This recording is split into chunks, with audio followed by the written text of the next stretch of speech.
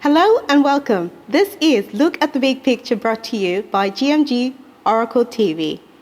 Today's episode, we want to talk about the growth process and self-actualization. I'm your host, Philomena, and in the studio, I've got this well-accomplished guest, and she's passionate about everything that she does. She's a medical doctor. Welcome to the studio, Dr. Ruby. Thank you, Phil. Thank you. It's such a pleasure to be here. Thank you for having me. I didn't want to say what it is that you do because I didn't want to mention that word. Because no one can say it. So Yes. I'll take the burden off. Yeah, so what field of medicine are you? Yeah, so I'm a trainee in Obstetrics and Gynaecology. So it's basically pregnancy care and women's health. Taking care of women through their childbearing ages right through to their old age. Yeah. Oh, that's interesting. Yeah. Women and newborns health. Yeah, and with today's topic, talking about the growth process and all, I feel like you're the right person to talk about because you're there at the early stages of, when somebody is brought into life. Yeah. So we'll talk about that. But before we get into that, can you share with our audience about your relationship with God and what it means with your everyday, what you do every day in your field, in your family life, personal life? How does that? So I think I was very blessed and privileged to have been raised in a Christian family. So the God and his closeness and his intricacy in day-to-day life was nothing that was ever foreign to me. And so modeled by my parents and my big brother and sister. So from a young age, it was something that I knew the importance of. And probably when I came to know Christ for myself as my personal savior in my early teens, I think for me, that relationship has been the absolute founding of everything that I do. It's who I define myself from, and it's my compass, it's my starting point, it's my leverage point, it's my everything point, it's my go-to point, it's my turning point, it's my fixing point, it's my everything. And I think having that day-to-day relationship with God allows me for those moments when I'm particularly not feeling strong of my own mental will or of my own physical will, to know that I have someone who's already gone before me, who every day has walked this for me and has set out for success for myself, and just that reassurance constantly that he's well pleased, that I'm there, and that that his grace is enough for me. I think it makes every day a lot easier to bear when you just know whose you are. Oh yeah, that's awesome. That's awesome. I like that you mentioned whose you are, and that also comes with having a purpose in life. Oh yeah. How does purpose come into play? That sense of purpose and knowing that God has created that for a reason. Yeah. How does that come into play with people taking onus on their lives to say, I am going to develop myself, I'm going to grow, I'm going to get into a path where, I started from here, but this is where. I think it's something that's probably one of the most understated values that we, always remind ourselves of. You remind yourself of common virtues of forgiveness and being grateful and, loving one another. But establishing that sense of purpose, I think, is just absolutely key. It's so easy, even just the way I am. It's so easy to define myself by so many things. I'm a doctor, or, I'm a particular rank in my in my medical training. So it's very easy to define yourself by things you do or things that otherwise outline you. But without that, you really need that intricate core, that one thing that you are specifically called to. You might not know exactly how it's going to work out or, which direction it's going to take you. Yeah. But knowing that I am on this earth for my God-given purpose, for that vision, that fire that he's put in you, be it music, be it, medicine, be it teaching, be it whatever it is, whatever the skill has translated to or the gift has physically manifested as, which is what we see ourselves doing, whatever that is underlined, and it's always undertoned by that specific specific purpose. And I think it's so important because that's always going to be your go-to point, and that point where when everything else falls away, if I stop being a doctor, if I retire, I will always have something that tells me that, no, there's still more for you. You can still follow that vision. Because there will come a time when, I can't work anymore, or unfortunately for some people, they come into physical trauma, so they can't actually do things physically, or mental trauma. But they're still productive, and they still have that ability to go forth and do stuff, because that purpose is far more than everything that we outwork physically. Awesome. Talking about purpose, you are a medical doctor, and you mentioned all this everything that you have done, and I don't think that was actually an easy path. But you determined within yourself at some point and say, this is the path that I want to take. What was it that kept you on that path? Looking back, I think it was a couple of things. The probably more realistic side was that I was an international student. So you knew that there was someone somewhere back home who was busting their chops to make sure that they, had funds for you to get to school. And, so there's that aspect of wanting to honor my parents and the effort that they had put into actually allowing me to get to where I was, and the sacrifices that they'd made. But probably on a more personal level, keeping me going was, again, just knowing that God was outworking something in me, and there were lots of people. I could have gotten into medicine a lot earlier than I did. I could have switched halfway through my first degree, but there was just something that, be it the connections that I'd made, or self-growth, that ability to become mature and understand myself and my discipline, those sorts of things allowed me to sort of keep going, and to make sure I reached the end, and to not waste time, really, Oh, I like that. I like that, because you identified something within you, so that took introspect, and I want you to share with that the importance of self-mastery. Mastering yourself and saying, this is who I am, this is how I operate, this works for me, this doesn't work for me, but in conjunction with discipline. Because those are two characteristics and skills that people should I think everyone, I think the first point of sort of mastering yourself is to understand that I don't think you'll ever get to a point where you know exactly and you've reached the end. So I think right from the beginning, you have to have an understanding, just like you would when you're getting to know someone, a friend, or a potential spouse or something. You have that openness and that understanding that this person is a spiritual being, and that means that there is always room for change. There is room for better, always. And so in understanding yourself, I think you need to get in touch and know the things that have been spoken over you before you were born. Know the promises of God and what that has, what all of that's just been said. That is something that is unchanging, and that is such a good place to start, because no matter what flaw you have or what little mistake you run into, you just know that those are the promises of God. They don't have a proviso. They don't have a if you make it. No, those are just the things that you are fearfully and wonderfully made. You are called for a purpose on. So those are the things that you need to start with. And then I think coming out of that, setting boundaries, very healthy. We do it all the time for our kids.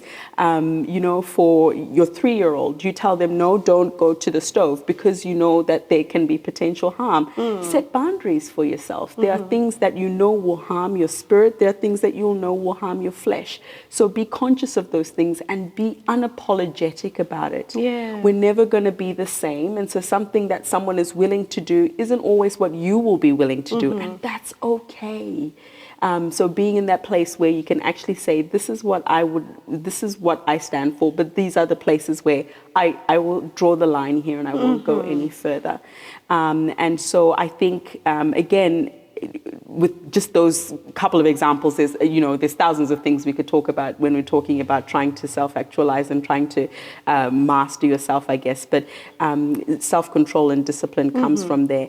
And I don't have it down pat. I constantly am working in a field where I probably work a lot more than I should, trying to achieve work-life balance. Yeah. It's very easy to take on a lot more because in the medical profession, you want to be seen as that strong doctor. You want to be seen as that doctor who doesn't crumble. You want to be that doctor who, who's there in the morning, who's putting in extra, who's, doing a lot more.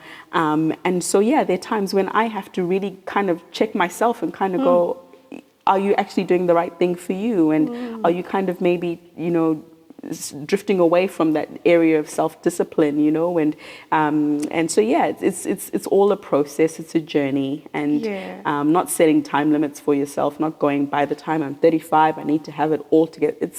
It's unnecessary pressure, and it's pressure that has not been proven to be worth. So I like that. And you mentioned about accepting change, and change is a constant thing. That's the only constant thing. And we have experienced a lot of changes and things that have just interrupted our lives in the last few years, especially with COVID and stuff. In your own personal life, how do you respond to change, especially negative change, things that probably are circumstantial, circumstances change, or things that have not been brought on by yourself? How do you hold yourself through that, and what is your attitude to change and things that probably you don't feel are working for you in that? It's an interesting one, because I almost approach that as a little bit of a grieving cycle. It's when things have kind of gone in a manner that I wasn't expecting, be it from my own, misstep or something completely existential. I kind of look at the loss and I take the time to acknowledge that. Just like you're grieving, you kind of, if you lost someone, you take the time to acknowledge that loss. And I think that is so helpful. There's nothing, nothing probably more destructive than pretending that things didn't happen and kind of just trying to bury them and move on and get away and, escape. Sprinkle holy water. Exactly. Just splash some goodwill, lay a hand, it's all gone. I think it's so important to take that moment and go, okay, this hurt, or this really has disappointed me, or validate that time.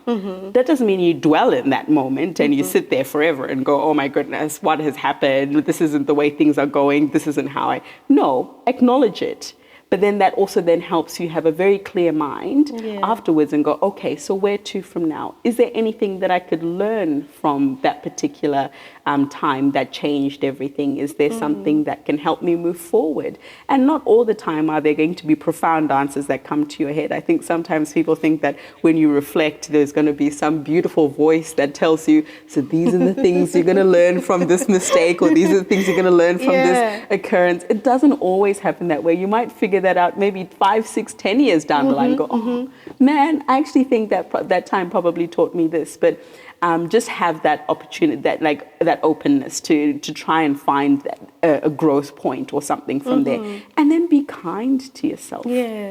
Just be so gentle with yourself. We are still, our worst critics. Exactly. Yeah? We look so hard on ourselves, and you get yourself down. And being kind to yourself is really important. And that's a lot of times we are hard on ourselves. And in the Christian circles, we also harder on ourselves, because sometimes we think this is my expectation, this is God's expectation from me. So that comes back to relationship with God. And how's your relationship with God, where you accept that I can be wrong, I can sometimes be wrong, but I'm still loved. I can be wrong, but I'm still in that growth process, and I'm not where I am, where I used to be, but I'm going where I am. What is it about your relationship with God that keeps you grounded? I think it's, again, just knowing that He never expected me to have it all together. And that just takes such a load off of it. That doesn't mean that He expects me to sit back and just make mistakes all the time and constantly fall into bad habits, because He's like, well, never expected me to be a good person. But He the way God challenges us all, and even for myself, is again just take that load off. He doesn't. He is there, and he is not moving. He is not going anywhere. So you can take one of two roads. You can sit and wallow, and like a child, just rock and have a tantrum and roll around in the dirt, or you can again get up and go, okay, that was a big mistake. I did that wrong, or that issue didn't turn out right, but he's not going to change because I've made a mistake or I haven't necessarily gone the right way. So let's just pick up and walk. Let's get on from there. So I think for me, what keeps me grounded is taking that pressure off, knowing that his grace is all I've ever needed. I was never expected to be more than the person I am right now. My job is to just make sure I'm outliving the things that he needs his people to see from me. That's all. He doesn't need me to do your job, Phil. He doesn't need me to do anyone else's job. He needs me to do my job, which is just have Christ be seen through me and what I do and what I touch. Awesome. And that's enough. Yeah. Oh, that's beautiful. Yeah. As mentioned earlier, obviously you are given that privilege of bringing new life into assisting women with bringing that new life into a different stage in life. So you would appreciate the different seasons people go through in life and different stages as well that people go through life. So after a break, I want us to explore a little bit more about the different stages, different seasons of our lives and how that actually helps through our growth process. So we'll be right back after the break.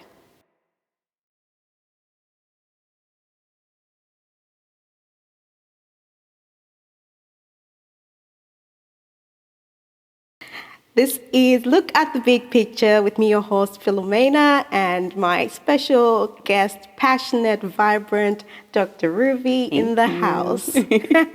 So before we went on the break, we were talking about, of course, tonight we're talking about different growth. So the holistic growth. So it's not just one growth in one area in your life. Holistic growth, so different areas in your life. And if you're watching this, just go deep within you and see where this really message is speaking to you in your lives, and also self-actualization. And this is the best guest I can have, Dr. Ruvi, because we were talking about you bringing newborns into life. So you do appreciate different seasons. And I look back into my life where I've gone through a hard time. And at that time, I didn't appreciate what I was going through. I was obviously whinging to God, complaining. And in retrospect, I'm like, oh, that was the best time of my life because this is what I've learned. This is what the growth that I have seen within me. So with that, obviously the seasons come for a reason. What is the right recipe for you that you feel like works when somebody is going through a different season in life? What are some of those components that are essential? It's probably one of the things that I always encourage is to have good counsel around you. The value and the experience that others have gone through will often speak to us in very different ways, and to not undermine even the small similarities between our stories. And so having a good basis of people who you trust and people who won't just say the things, there's a time and a place for every time there's a season. Those aren't the words that you need to hear when you're going, especially when you're going through a pretty tough season, because we know that already. So having people who will encourage you in ways that aren't just throwing cliches at you, but people who are able to bring you back and say, okay, this is what's going on in your life. How do you think you can get out of it? Are there things that you think we can work towards in this time to make this time as fruitful as possible? And running the race, running the course, because like you very rightly said, there's so many times when you've gone through really, really, really hard and really heavy times, but you look back and you go, the person I am today is so much better because of that. And to have these moments, I think one of the best things that even, our senior pastors at church and my sister and myself have taken on is journaling. And so writing things down, it's not the same as when you were a child and you had a diary and you say, Dear diary, I found a boy that I liked. It's not quite the same. Journaling is more just, again, just trying to find in that moment, you notice what's going on, you set out the scene in your life, what's going on, but then instead of focusing on the what of what's going on, you then look for lessons you can learn, what the promises of God are in that time that are applicable to your time there, what Jesus is trying to, or potentially trying to get out of you. Is there something that maybe in my spirit, a lot of the time we're very self-aware about the things that are probably, that the things that we need tweaking in our lives. And so when those tough seasons come, it's probably a good time to also just check ourselves and see. And again, I couldn't stress this enough, just being kind to yourself. There are times when we're just down and hard, and it's hard. So being patient with yourself and having the grace with yourself to know that things will get better, and it's a rough journey. And so it's okay to struggle sometimes, but ask for help. Ask for help. Yeah, that's important. I suppose another element that's important for growth is if you're talking about plants, it's the soil that you're planted in. So there's different vegetation needs to be, different kinds of soils and stuff. So I look at that, and for us human beings, we can't thrive if we're in an environment that is not, benefiting us. And you spoke about having people that support network and people that can speak into your life and encourage you. And with being planted, it's not just the physical, but even probably mentally, spiritually. How would you identify that I am not planted in the right place and I need to do something about this? What are some of the things that you would be like red flags? I'm not in the right place. Yeah, that's a really good question, actually. That's really something to think about. Probably the one thing that comes to mind is restlessness. I think in your spirit, in your personal life, in your social life, you might find that you're probably just nowhere feels like home. No group of people feels like a support network. As we grow older, it's not about the quantity of friends that you have. It's more about the quality. So just sometimes when if you find yourself in that place where you don't really feel like anyone is close enough to share things with, that's probably something that makes you think, okay, I need a little bit of grounding. When you can't find sort of a place, again, spiritually, physically, mentally, anyway, a place that you always feel scattered. Nothing seems to come together. You start one thing, you leave it, and then you start something else, you leave it, and you start something else, and you leave it. So just that general disrest in your life is probably one of the bigger red flags. Having that feeling that you are constantly striving is probably another one.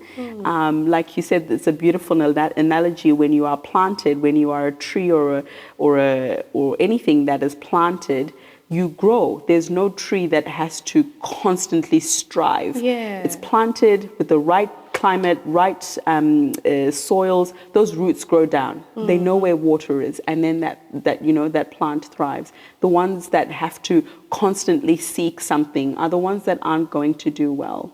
And so that feeling of constantly chasing after something is probably another big flag. Oh, it's so nice chatting to you, and I feel like we can't really exhaust the whole topic. It's a huge topic. But you have dug into a lot of meaningful and just precious nuggets there. But before we go, in your field and in your area of life, what is your vision for? What do you feel is your vision, and what this calling and this career of yours? Where do you feel God is taking you? with it? So my big picture is there's still quite a lot of women who die from childbirth related complications and simple things that here in the first world we have the privilege and the blessing of not seeing much of. But even back home and where a lot of us are from, it's still a very big reality that someone might not be alive to see their child that they've just given birth to. So my plan is to basically bring the sustainable form of of well-being and healthcare to areas that are very low resource. So slums in East Asia and Africa, where women are having to have children in very, very unfortunate environments and surroundings. So just bringing some form of healthcare to them and training up local girls with basic skills just to allow them to be safer in those areas. And often the answer isn't another big flashy hospital because most people know where the hospitals are. It's just for various circumstances people can't always get there. And so my job, I think, on this earth is to bring that goodness and that blessing to them where they are. Rather than them having no to doubt go out and seek it. you're already a blessing, and you've blessed us so much here in the studio. It's been an absolute pleasure. Thank you so much. We'll have you come back again at some point. So this has been Look at the Big Picture with, and I'm your host, Philomena, and my very lovely guest here, Dr. Ruvi. Stay blessed until next time. Absolutely. Thank you. Good night, guys.